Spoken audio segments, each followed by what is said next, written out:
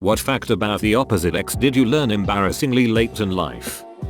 I thought women wore bras so the milk wouldn't pour out.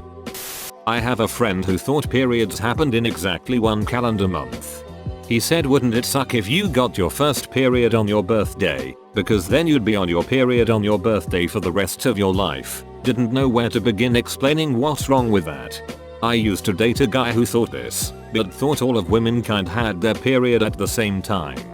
When I had my first period after we got together, he squinted his eyes at me and said, "Oh, this is early. I didn't think you were all due until around the 20th.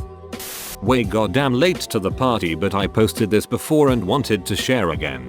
I used to think my testicles were my unborn kids. Like one day they would hatch and bam, I would have 2 kids. I was always confused when I saw people with like 8 kids and wondered how he walked before. Not necessarily the opposite sex, but I was having my boyfriend feel a weird part of my belly button and he said, "Man, they must have pushed yours in wrong," and I was like, apparently he thought that doctors push the umbilical cord and when you're born and that's how belly buttons are made. He's 21. Cum is not absorbed by the women's body but drips out afterwards. Well, to be fair, one sperm can be absorbed. It drops out eventually. I had always thought a woman had her period once a month, so I had it in my head that it was like a cell phone bill where it was every month on a specific date like the 15th. I was friends with some girls who were sisters in a school and they couldn't understand for weeks instead of 1 month, so they would freak out if they had 2 periods this month, at the beginning and end of a 31-day month, and talk about how they must be sick or something. It was infuriating. I didn't know that men ejaculated. I don't know why. I was in for a big surprise the first time I had 6. I was 19 years old. I dated my now husband in high school and had an embarrassing attempt at a first BJ. I didn't really watch porn, so I literally just started kissing it, no tongue, and then asked if it felt good. Not really. He still married me. A friend in high school never paid any attention in sex ed. He was 18 years old when his girlfriend told him her period was late. He thought it was weird. A few days later she told him it's okay. I got my period, he said. Went on his merry way. Told a couple of chick friends how his girlfriend was acting strange. We had to explain the entire process of conception to him. He was absolutely fascinated, so we went all out with vagina diagrams, pregnancy, birth, periods. He would ask questions about it all day for months. A long time ago in my late teens, a girl asked me really uncomfortable questions and she admitted she was an open book. I asked if she masturbates. She said no, girls don't masturbate. I believed her for the longest time until I met my ex, which then revealed she did. It was a combination of embarrassment and anger on being trolled. I couldn't figure out why it's so common for men to pee on the seat and the floor around the seat. Is it that hard to aim? Like, how the frick is this such a thing? Then I had a son and potty trained him. I remember the moment it clicked. He pointed it one way and the pee went a totally different direction. It defied logic. One time I aimed at the middle and it split into 2 streams. One stream missed the toilet to the left and the other missed to the right. Split streams are the bane of any man's lavatory experience. That's a sentence I didn't think I'd be writing today. Nothing like a triple streamer. Satan's trident. Not about opposite sex but still kind of fits the criteria. I have a friend who has 1 testicle. When he was born, he had 1 removed due to birth complications, urethra wrapped around it, I think. His parents never mentioned it to him, so as he grew, he believed having 1 testicle was normal. As he got into middle school, other kids kept making jokes about balls. He thought they were funny because of how people referred to multiple testicles and just played it off as part of the joke. In 7th grade, he discovered porn and realized the men in the videos all have 2 testicles.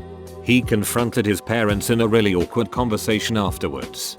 For those who are curious, the 1 testicle grew larger to carry the weight of missing the other one. It's roughly in the shape of a gently flattened ball of Play-Doh. A guy I was on a team with had 1 huge ball and 1 regular size ball. We kept telling him to get it checked out because the thing was enormous. After we got off tour he went to the doctor and was like, yeah, apparently I had a pretty severe kidney infection in one kidney, so the other kidney grew and worked harder to compensate. So the corresponding ball grew. It's better now. Blew my freaking mind. My wife thought men pulled their pants all the way down at urinals and asked if it wasn't weird to see all those butts anytime I had to take a leak. So we were having dinner a few weeks ago, and my wife, 28, and my mother-in-law, 54, said something to me about how I shouldn't take our daughter into a men's restroom now that we're potty training her.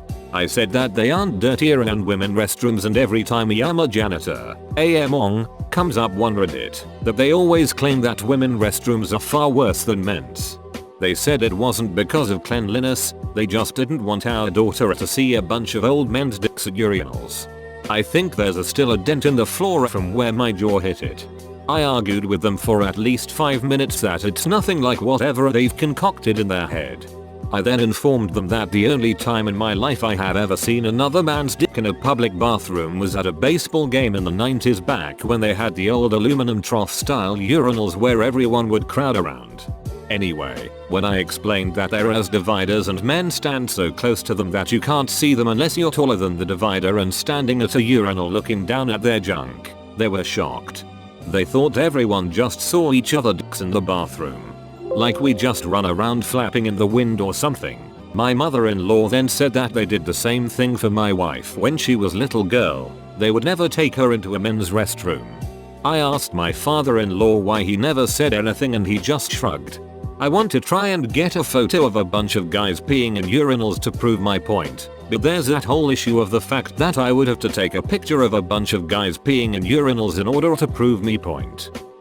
My wife's manager, single male, 56 plus, made a comment 3 years ago that if you get PMS cramps and blood during period, you should see a doctor immediately. The entire office still made fun of him till this day. Had a friend who only figured out what a clitoris was in a game of Cards Against Humanity at the ripe age of 26. He was the one judging the cards in a game with 3 guys and 4 girls. Someone played the clit card. He read the card aloud and goes, "I don't even know what that is." Awkward silence ensued. Never felt so bad for someone in my life. Not the opposite ex but of my own ex. I watched Robin Hood, Men in Tights as a young child. They have a part in the movie about circumcision. Basically they make a joke that circumcision is done with a mini guillotine. So for years I thought circumcision was cutting off the tip of the ding dong. In middle school I was in the locker room and noticed a ding dong with no tip. This only confirmed my suspicion. I assumed he was circumcised and I was not. In hindsight I realized that the foreskin was covering the tip and he was actually uncircumcised and I was circumcised. It wasn't until high school when I told my first girlfriend I was uncircumcised and she had to explain to me that I was not. Some guy in the locker room and a short bit in a movie were not good evidence to argue my case. But on the upside, I get to tell this story about once a year and it always gets a laugh. Took me until high school to realize that the slong needs to get hard in order to enter the vajayjay. The ex ed we had in grade school was okay. It talked all about the reproductive organs and what they do, but nothing about how actual intercourse worked. I spent too long wondering how the heck a floppy slong was supposed to get inside that small hole. Edit. I realize that I never specified if I was a guy or a girl. The comment replies are hilarious. I may be female, but I identify as a chocolate Pop-Tart, so take that for what you will. You take the eraser end of a pencil and just push a slong in there with it. Edit. Oh frap, this did not deserve gold. Oh my gosh, so that's what people mean when they say they need a rubber for X. I had to explain to my female friend that when you orgasm you do not ovulate. She is 25 and was afraid of having X because she didn't want to waste her eggs. Okay, so as long back as I can remember, I knew girls didn't have slongs. But I thought they just didn't have anything there at all. Like it was just a smooth area of skin, like a Barbie doll, and that they pissed from their butt and that's why they had to sit down and use toilet paper when urinating. Eventually I found out the truth, but for years I believed girls just didn't have anything there. I remembering having really bad diarrhea and thinking I was peeing from my butt and wondering if it were possible that I was turning into a girl. The human body used to be so much more mysterious. Have you ever had a diarrhea so bad that you came out of the bathroom as a girl? My friend was close to 30 before he realized that the birth control pill did not prevent STDs. He was dating a mutual friend, and she suggested that they both get tested before having sex without condoms. He replied, "But you've been on birth control a long time." That's how I found out it was super common for adult, educated men to make this assumption. In my mid-30s, just found out that slongs don't have two holes. I thought there would be two different, pipes for the two different fluids. You're semi-correct, they do start in different places, they just connect on the way so they can exit the same place. How many ring-a-dings would a ring-dong ding if a ding-dong could ring dongs? Subscribe to find out.